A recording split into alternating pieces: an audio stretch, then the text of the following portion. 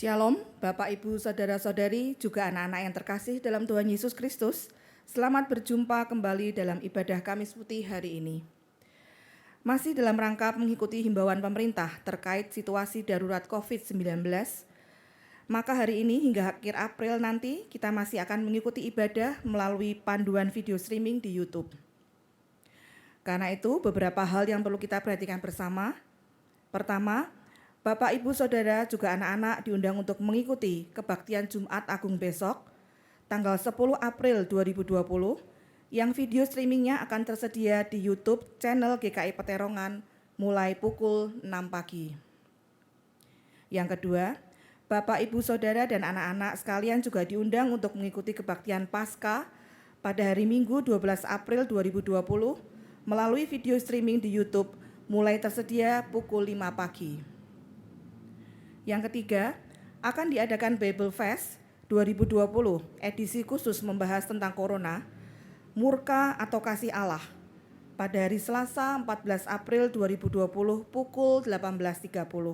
Pembicara Pendeta Binsar Jonathan Pakpahan dari Sekolah Tinggi Teologia Jakarta. Acara ini akan dilangsungkan melalui aplikasi Zoom, sehingga Bapak, Ibu, Saudara bisa mengikuti dari rumah masing-masing. Dan sebelumnya, Bapak, Ibu, Saudara bisa mendaftarkan diri melalui kontak person yang tersedia. Tiap keluarga atau tiap rumah hanya perlu mendaftarkan satu nama saja. Dan yang keempat, kembali diingatkan, kita masih terus berusaha menghimpun bantuan alat pelindung diri atau APD untuk para tenaga medis di rumah sakit swasta tipe B dan C. Salurkan bantuan saudara melalui menu beri-beli dalam aplikasi GKI Peterongan Semarang. Download aplikasinya di Play Store atau App Store. Bagi yang sudah memasang aplikasi GKI Peterongan, jangan lupa update untuk mendapatkan fitur beri-beli. Mari Bapak, Ibu, Saudara-saudari, semuanya kita akan mempersiapkan hati kita untuk mengikuti ibadah Kamis Putih.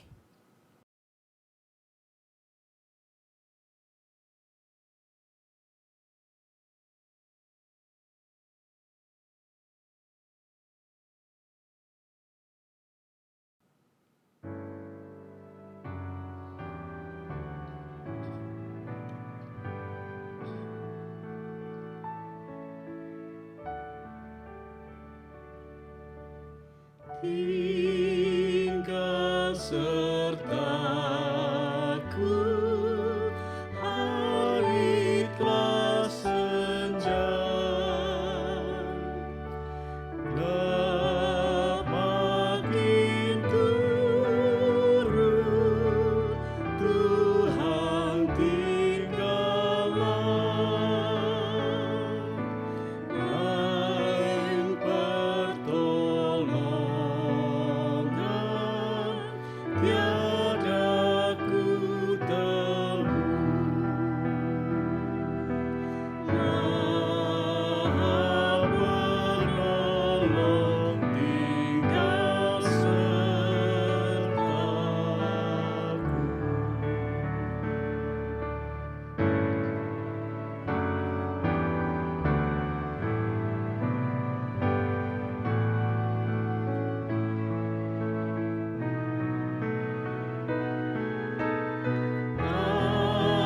Aku berluka di ketiak jam, dalam cobaan Kaulah ku pegang. Siapa penuntun yang setaramu,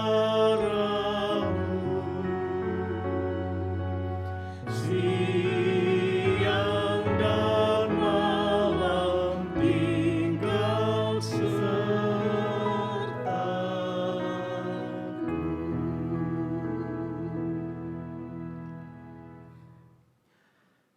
Ibadah ini berlangsung dalam nama Bapa, Anak, dan Roh Kudus.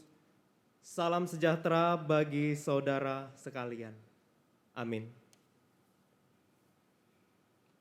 Bapak, Ibu, Saudara, juga anak-anak sekalian, menurut tradisi liturgi, hari ini kita telah memasuki Triduum, yaitu Tri Hari Suci, yang dimulai pada perayaan Kamis Putih yang saat ini kita sedang lakukan bersama.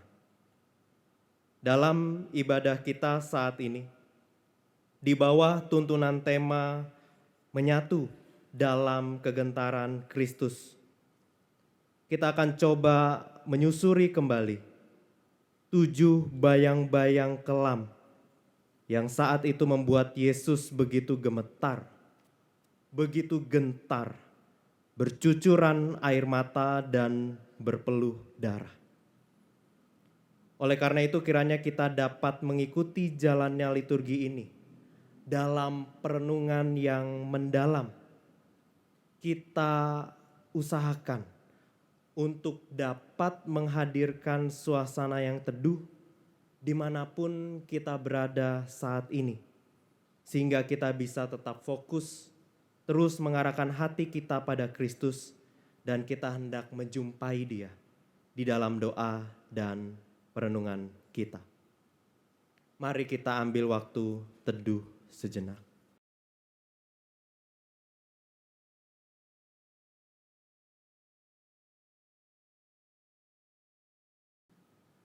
Kiranya kita senantiasa bermegah hanya dalam salib Tuhan kita Yesus Kristus, yang adalah keselamatan, kehidupan, dan kebangkitan kita.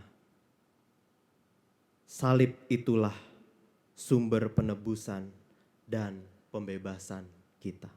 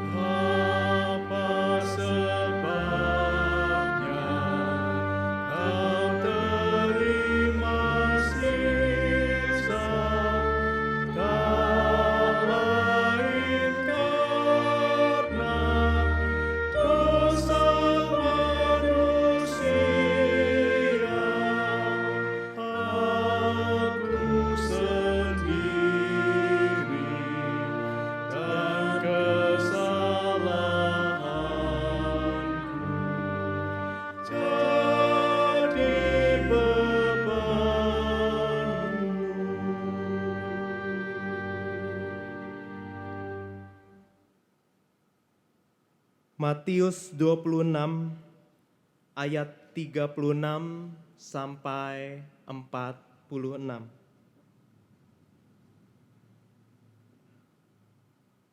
Maka sampailah Yesus bersama-sama murid-muridnya ke suatu tempat yang bernama Getsemani. Lalu ia berkata kepada murid-muridnya, "Duduklah di sini, sementara aku pergi ke sana untuk berdoa." Dan ia membawa Petrus dan kedua anak Zebedeus sertanya. Maka mulailah ia merasa sedih dan gentar. Lalu katanya kepada mereka, "Hatiku sangat sedih, seperti mau mati rasanya. Tinggallah di sini dan berjaga-jagalah dengan aku." Maka ia maju sedikit, lalu sujud dan berdoa, katanya, "Ya Bapakku, jikalau sekiranya mungkin, biarlah cawan ini lalu daripadaku. Tetapi janganlah seperti yang ku kehendaki, melainkan seperti yang Engkau kehendaki." Setelah itu ia kembali kepada murid-muridnya itu dan mendapati mereka sedang tidur. Dan ia berkata kepada Petrus, "Tidakkah kamu sanggup berjaga-jaga 1 jam dengan aku? Berjaga-jagalah dan berdoalah supaya kamu jangan jatuh ke dalam pencobaan. Roh memang penurut, tetapi daging lemah." Lalu ia pergi untuk kedua kalinya dan berdoa, katanya, "Ya Bapakku, jikalau cawan ini tidak mungkin lalu, kecuali apabila aku meminumnya, jadilah kehendak-Mu." Dan ketika ia kembali pula, ia mendapati mereka sedang tidur, sebab mata mereka sudah berat. Ia membiarkan mereka di situ, lalu pergi dan berdoa untuk ketiga kalinya, dan mengucapkan doa yang itu juga. Sesudah itu, ia datang kepada murid-muridnya dan berkata kepada mereka, "Tidurlah sekarang dan istirahatlah. Lihat, saatnya sudah tiba bahwa Anak Manusia diserahkan ke tangan orang-orang berdosa. Bangunlah, marilah kita pergi. Dia yang menyerahkan aku sudah dekat."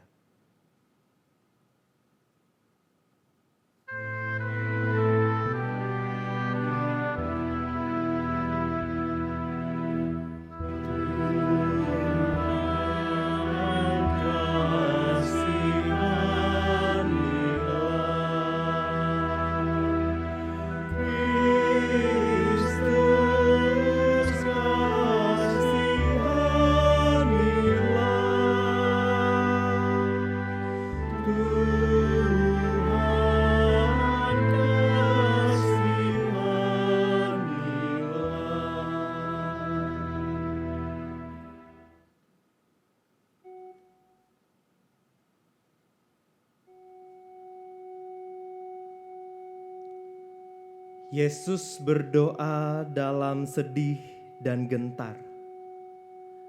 Di hadapannya, bayang-bayang penderitaan roh nampak jelas.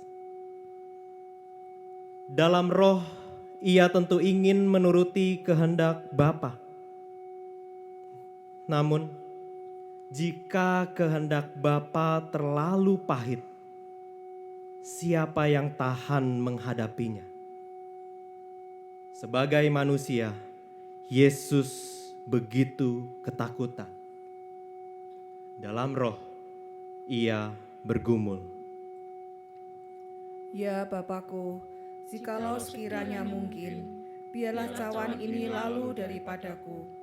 Tetapi janganlah seperti yang ku kehendaki, melainkan seperti yang Engkau kehendaki. tetapi cawan itu harus ia terima. Dan Yesus menyadarinya. Pandanglah Yesus, lihat bagaimana ia mengerang pedih. Menyatulah dalam gentarnya, karena kitalah yang seharusnya mereguk cawan penderitaan itu.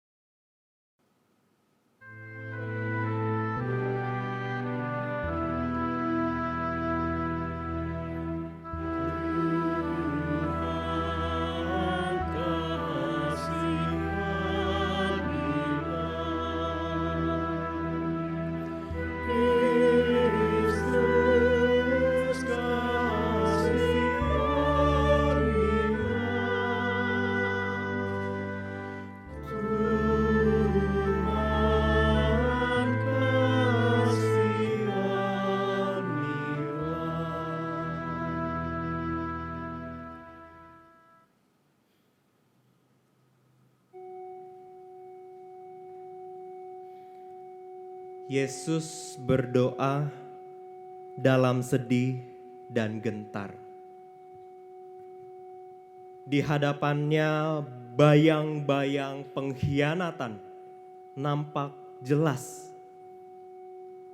Tidak lama lagi seorang murid, juga sahabat dekat, datang memanggilnya guru untuk terakhir kalinya, menyerahkannya untuk ditangkap dan dibawa ke pengadilan. Yesus diserahkan dengan sebuah ciuman. Ya Bapakku, jikalau sekiranya mungkin, biarlah cawan ini lalu daripadaku. Tetapi janganlah seperti yang ku kehendaki, melainkan seperti yang Engkau kehendaki. Tetapi cawan itu harus ia terima. Dan Yesus menyadarinya. Pandanglah Yesus. Lihat, tubuhnya begitu gemetar.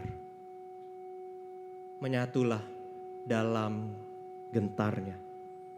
Karena kitalah yang seharusnya meregup cawan penderitaan itu.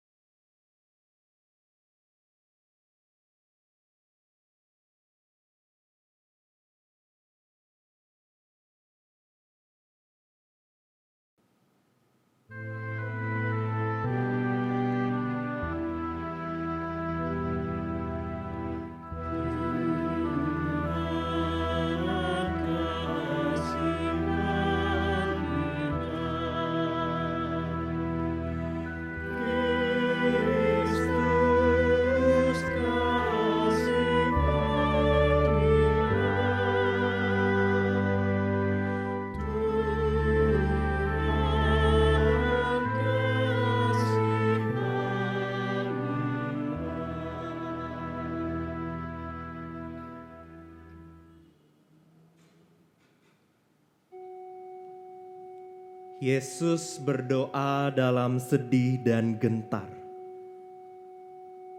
Di hadapannya bayang-bayang penangkapannya nampak jelas. Orang banyak tidak lama lagi datang membawa pedang dan pentung. Tangan-tangan dingin dan kasar menarik Yesus erat-erat. Bukan untuk menjamahnya, tetapi untuk menyeretnya ke pengadilan.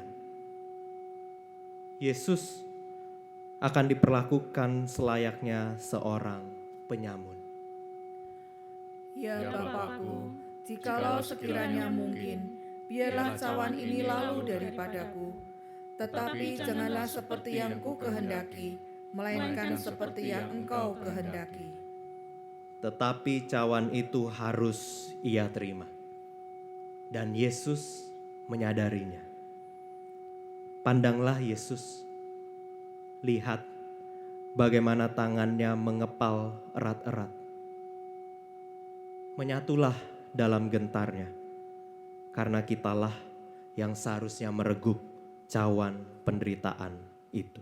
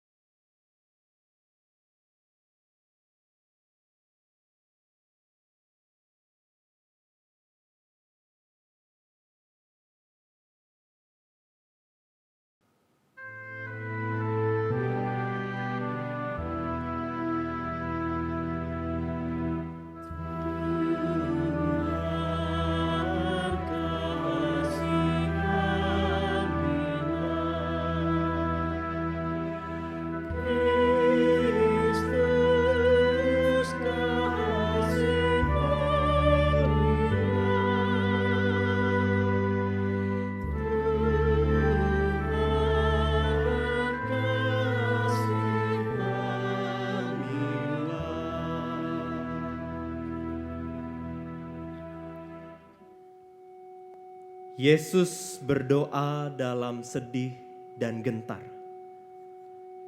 Di hadapannya, bayang-bayang penyangkalan nampak jelas. Saatnya sudah dekat.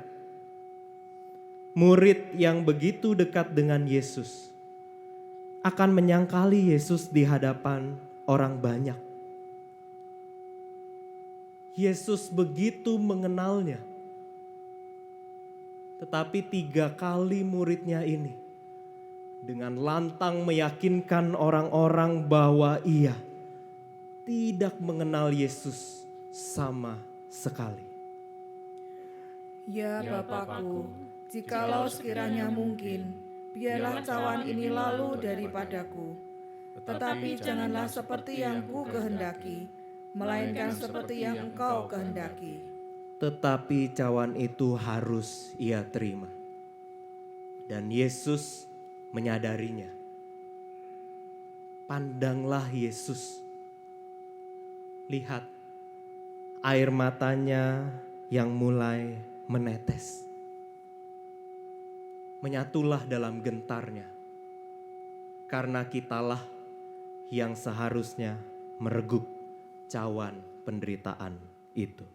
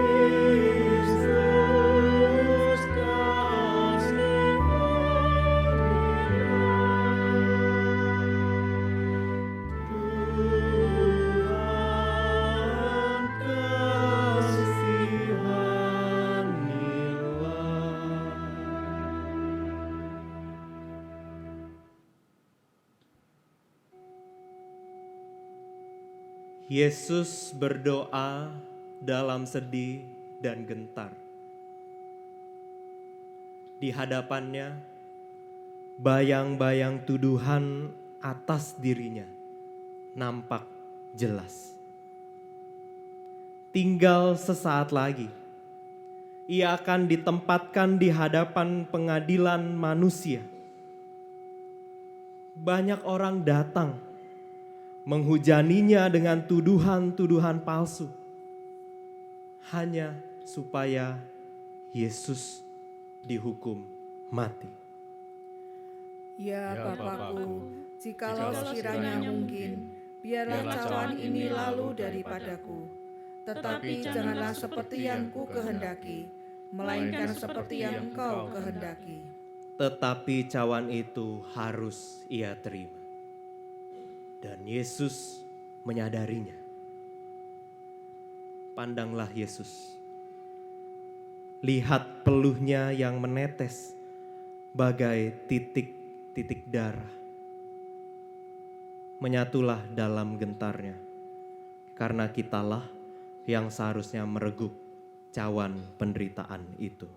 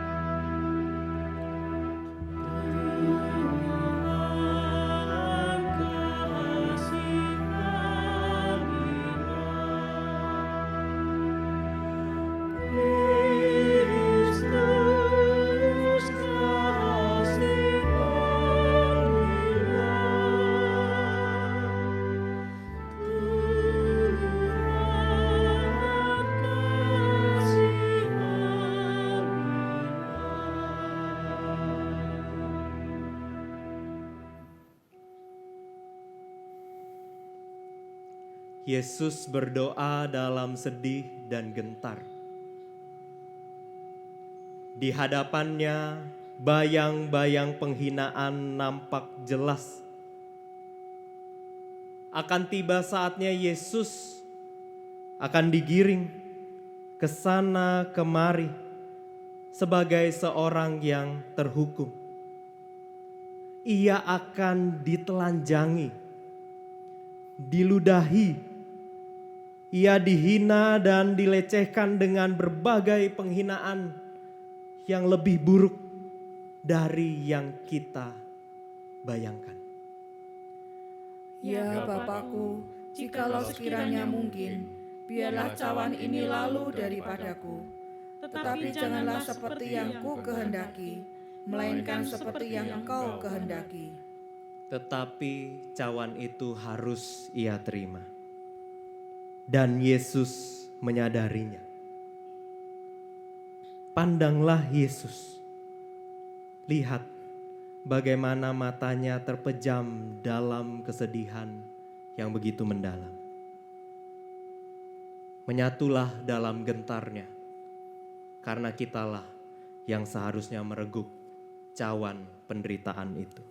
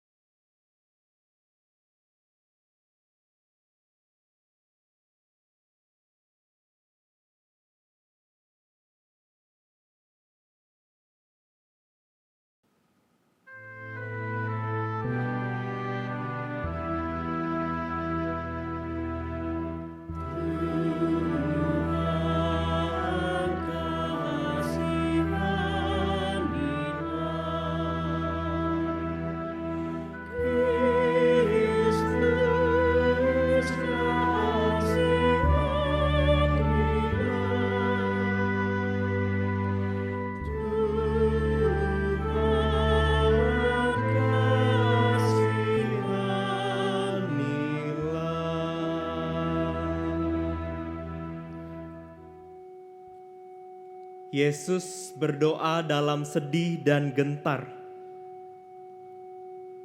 Di hadapannya bayang-bayang maut nampak jelas. Tidak lama lagi ia akan tergantung di atas kayu salib, menanggung rasa sakit yang begitu hebat di sekujur tubuhnya. Tidak lama lagi, kepalanya terasa mau pecah, nafasnya sengal, jantungnya berdegup lemah. Darah segar mengalir keluar dari setiap jengkal tubuhnya.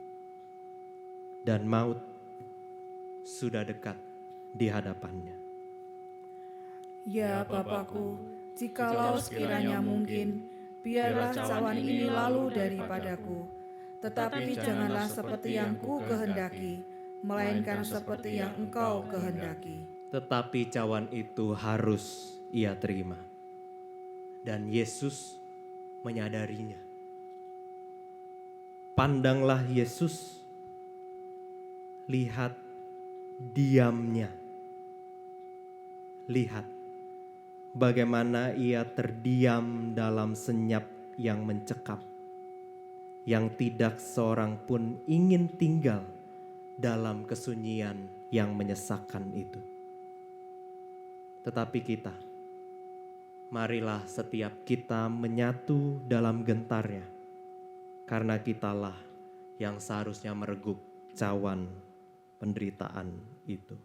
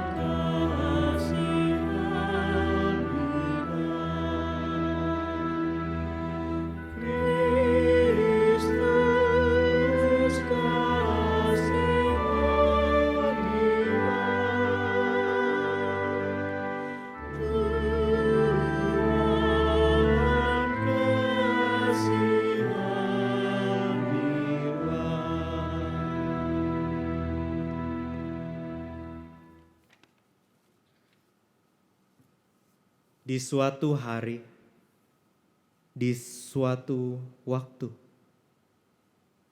Yesus seakan-akan ingin minta ditemani.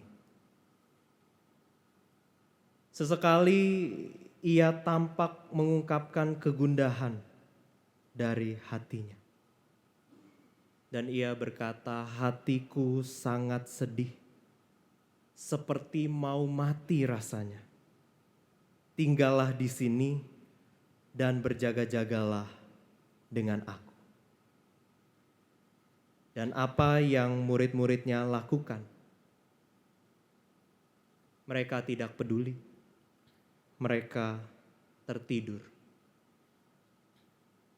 Di satu waktu, di satu hari, Yesus tampak tengah berdoa bagi dirinya sendiri. Mencoba memohon, kalau boleh, supaya penderitaan ini berlalu dari hadapannya. Dan ia mengatakan, ya Bapakku, jikalau sekiranya mungkin, biarlah cawan ini lalu daripadaku. Tetapi janganlah seperti yang ku kehendaki, melainkan seperti yang Engkau kehendaki. Dan apa yang kita lakukan?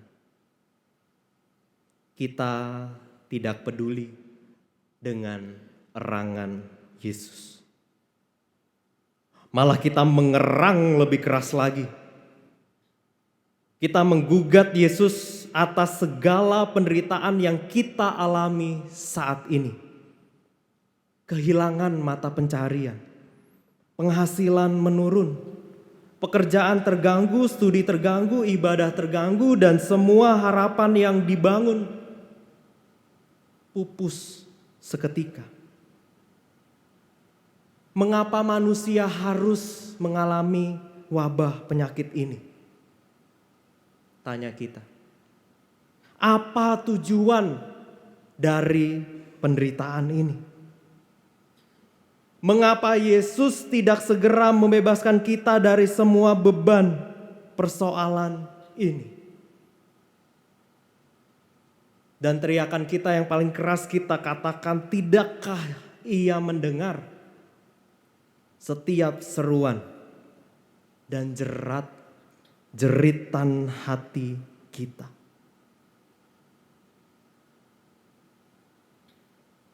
Malam itu di Getsemani menjadi malam yang lebih gelap dari biasanya. Lebih menakutkan, bahkan mencekam. Bukan karena ketiadaan terang, tetapi karena ketiadaan kasih dari setiap orang yang ada di sekitar Yesus. Ya, para muridnya, juga setiap kita. Seketika kita kehilangan kasih, kita tidak mampu lagi untuk menunjukkan empati kepada yang lain. Karena hati kita ini, pikiran kita ini terus-menerus berpusat pada diri kita, kenyamanan kita, kepentingan kita. Padahal di malam itu, dalam ketakutannya, dalam erangannya, dalam peluh juga air matanya, Yesus sebenarnya tengah menunjukkan empati terbesarnya. Karena Ia mau mengambil bagian dalam penderitaan manusia.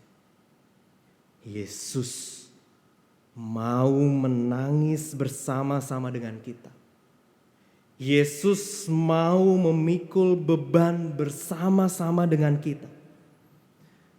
Dan di akhir nanti, Yesus pun rindu untuk berjalan bersama dengan kita di dalam kekekalan. Yesus adalah Allah yang berempati terhadap manusia. Lalu apakah balas kita? Apakah semua itu kurang bagi kita? Jika kita mengingini Tuhannya dan bukan hanya mengingini pemberian tangannya, jika kita mengingini hidup bersama Tuhan dan bukan hanya mengingini surganya, seharusnya semua yang dilakukan Yesus itu sudah cukup bagi kita. Seharusnya keberadaan Yesus yang selalu menyertai dan mengasihi kita itu sudah menjadi anugerah terbesar dalam hidup kita. Karena itu, malam ini, di Kamis Putih ini, ujilah diri kita masing-masing dengan bercermin pada satu kata ini, yaitu empati. Adakah diri kita pada saat ini, akhir-akhir ini di situasi yang seperti ini, kita tidak hanya memikirkan apa yang kita inginkan. Kita tidak hanya memikirkan apa yang kita mau, apa yang kita butuhkan. Tetapi juga kita memikirkan orang lain. Mereka yang ada di sekitar kita. Apa yang mereka butuhkan? Apa yang mereka rasakan? Apa yang mereka perlukan? Adakah diri kita saat ini, pada Kamis Putih ini, tidak hanya memikirkan kenyamanan kita, tetapi juga bersedia untuk sungguh-sungguh menyelami pikiran dan perasaan Kristus, dan tidak hanya merasakan, tetapi kita juga senantiasa membawa penderitaan dan kematian Kristus itu juga dalam hidup kita. Sehingga kita tidak menjadi khawatir meski sesekali kita merasa takut. Kita tidak berhenti bergumul dan kita menolak untuk menyerah. Karena setiap kali kita menderita, kita mau mengingat bagaimana Kristus Yesus telah lebih dulu menderita bagi kita. Dan kita pun mau mengingat, tiap kali kita menderita, tiap kali pula itu menjadi kesempatan bagi kita untuk ambil bagian dalam peluh dan air mata Kristus.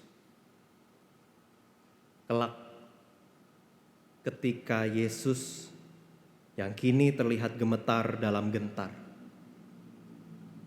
akan ditinggikan dan dipermuliakan, kita juga kiranya dilayakkan untuk ada bersama-sama dengan Kristus. Marilah kita bersama berdoa. Ya Tuhan, penuhi kami dengan Roh Kudus-Mu dan ubah kami dalam kasih-Mu. Melalui Putra-Mu yang menjadi manusia, tuntunlah kami melalui penderitaan dan kematiannya, agar kami pun dilayakkan untuk bersama-sama ada di dalam kemuliaan kebangkitannya. Sehingga penuhlah sukacita kami. Demi Kristus kami naikkan doa ini. Amin. Bapak, Ibu, Saudara, juga anak-anak dimanapun saudara berada. Ibadah ini belumlah berakhir. Kita akan terus mengiring Kristus Yesus dalam penghayatan akan penderitaan hingga kematiannya melalui kebaktian Jumat Agung yang akan dilangsungkan esok hari. Supaya kita semua siap ketika tiba saatnya nanti, kita dapat dengan sungguh-sungguh merayakan kebangkitannya di hari Paskah nanti. Dimanapun kita berada, bawalah diri kita, bawalah hidup kita, bawalah seluruh keberadaan kita, supaya semakin hari, semakin kita mendekat pada Tuhan.